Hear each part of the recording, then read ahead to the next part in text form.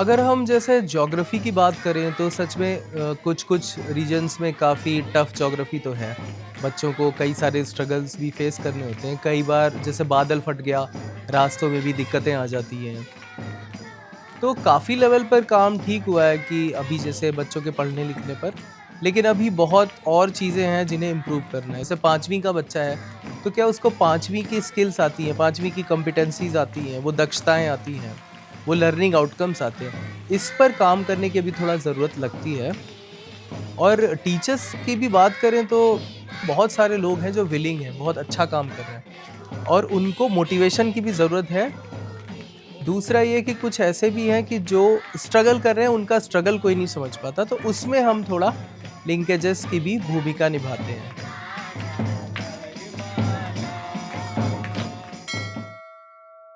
मेरा नाम ज़फ़र है और मैं वैसे तो कानपुर का रहने वाला हूँ, उत्तर प्रदेश में।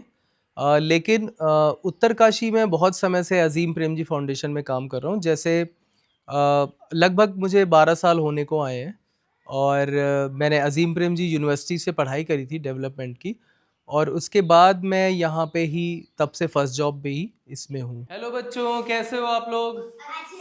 आज हम लोग जानवरों के बारे में बात करेंगे। किसके बारे में? जानवरों के बारे में। तो कोई ऐसा बच्चा है जिसने कोई जानवर अभी आसपास देखा हो आज? तो अगर जैसे टीचर्स के साथ काम की बात करें तो एजुकेशन में हमारा मेनली फोकस वही है कि आर टीचर्स टीचिंग बेटर। उनको जो बेटर टीचिंग करने में जो हर्डल्स हो रहे हैं, वो प्रॉब्लम्स हो रही हैं, क्या हम उसको कम कर सकते हैं, रिड्यूस कर सकते हैं किसी भी तरह से, चाहे क्लासरूम मैनेजमेंट या उनकी कुछ स्किल्स हैं जिसको और एनहेंस करना हो, मजबूती देनी हो। और दूसरा इसी का पार्ट है, इसी से जुड़ता हुआ कि आर लर्नर्स लर्निंग बेटर। तो ये दो चीज़ें अगर हम देखें तो स्कूल वाले काम से हमारा मेन फोकस यही है कि टीचर अच्छा पढ़ा पाए और बच्चे अच्छा सीख पाए। एक जानवर का मांस मैं अपने मुंह पे लगा के आपको बताऊंगा कि आपको बाकी बच्चों से उस जानवर के बारे में पूछना है। जैसे मैं एक मास्क अपने मुंह पे लगाता हूँ, हेलो बच्चों, मैं कौन सा जानवर हूँ, मैं कहाँ रहता हूँ। तो ये एक्चुअली देखा जाए तो बहुत इजी एक्टिविटी लगती है, लेकिन अगर हम लैंग्वेज की स्किल से बात करें तो बच्चों को ओरल एक्सप्रेशन का मौका देती है।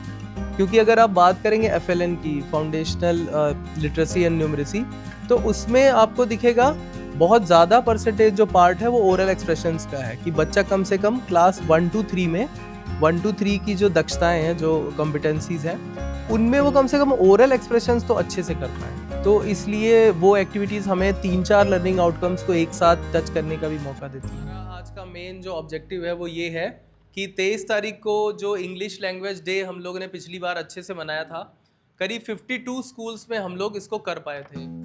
तो जैसे हमारी टीचर्स ट्रेनिंग में हम लोग ये रखते हैं, उनके सिलेबस पे फोकस रखते हैं ताकि टीचर जैसे इस क्वार्टर में जो सिलेबस है उसको समझ पाएँ और उसके अकॉर्डिंग वो बच्चे के साथ काम कर पाएँ। इसी तरह साइंस की बात करें तो कंटेंट टेक्स्ट बुक का रहेगा जो उनको पेपर में भी अच्छा परफॉर्म करने में मदद करेगा, लेकिन बैकग्राउंड में स्किल रहेगी कि साइंटिफिक स्किल क्या है, क्या बच्चा ठीक से ऑब्जर्वेशन कर पा रहा है, क्या बच्चा ठीक से एक्सपेरिमेंटल एरर को रिड्यूस कर पाता है।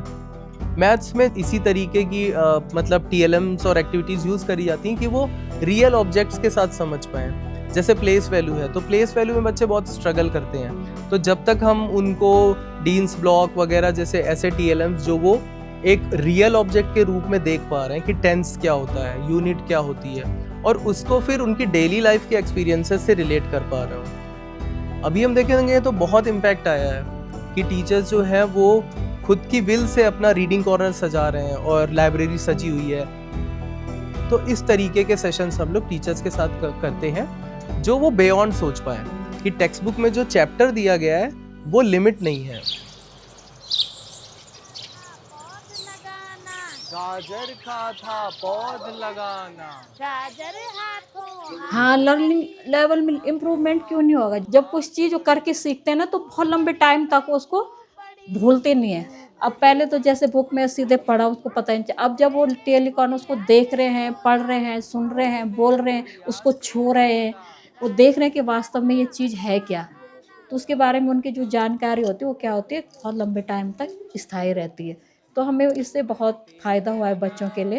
नदी तू बहती रहना, नदी तू बहती रहना, नदी तू बहती रहना। पर्वत की चिट्ठी ले जाना, पर्वत की चिट्ठी ले जाना, पर्वत की चिट्ठी ले जाना, तू सागर की ओर। नदी तू बहती रहना, नदी तू बहती रहना। औरों को जल देने वाली, औरों को जल देने वाली, तू खुद प्यासी है, तू खुद प्यासी है। तेरी प्यास बुझा सकते हैं, हम में है वो जोर। नदी तू बहती रहना। पर्सनल में अगर हम देखें कि मैं मान लीजिए कि करीब 12 साल से लगभग 12 साल होने को आए और मैं एक ज्योग्राफी में हूँ या इस लोकेशन में जो कि मेरे अपने कॉन्टेक्स्ट से काफ़ी डिफरेंट थी, तो मुझे लगा कि मुझे इस नेचर वाले एनवायरनमेंट ने या यहाँ के लोगों ने बहुत सीखने को दिया। हम किसी स्कूल में जा रहे हैं, बात कर रहे हैं, उनसे रिक्वेस्ट कर रहे हैं, लोग एक्सेप्ट करने के लिए रेडी हैं कि हाँ सर ठीक है कर लेते हैं। तो हमें ये भी समझ में आया कि हर जगह के अपने पॉजिटिव्स हैं, अपने चैलेंजेस हैं। क्या हम दूसरे व्यक्ति को समझ पा रहे हैं? क्या उस व्यक्ति से हम एक बॉन्ड बना पा रहे हैं जो हमारी आइडेंटिटी से आगे बढ़कर एक मतलब एक इंसान का दूसरे इंसान का बॉन्ड है। शायद यही चीज़ थी जो मुझे यहाँ पे लोगों से मिली कि मैं इतने साल फ्रीली अच्छे से रह रहा हूँ। तो अभी तक जो फाउंडेशन या उत्तरकाशी में जो मेरी जर्नी रही है, वो मेरी यात्रा रही है, उसको मैंने कुछ लाइनें लिखी हैं जो बहुत मुझे लगता है कि शायद मेरे थॉट्स में सम अप करती हैं।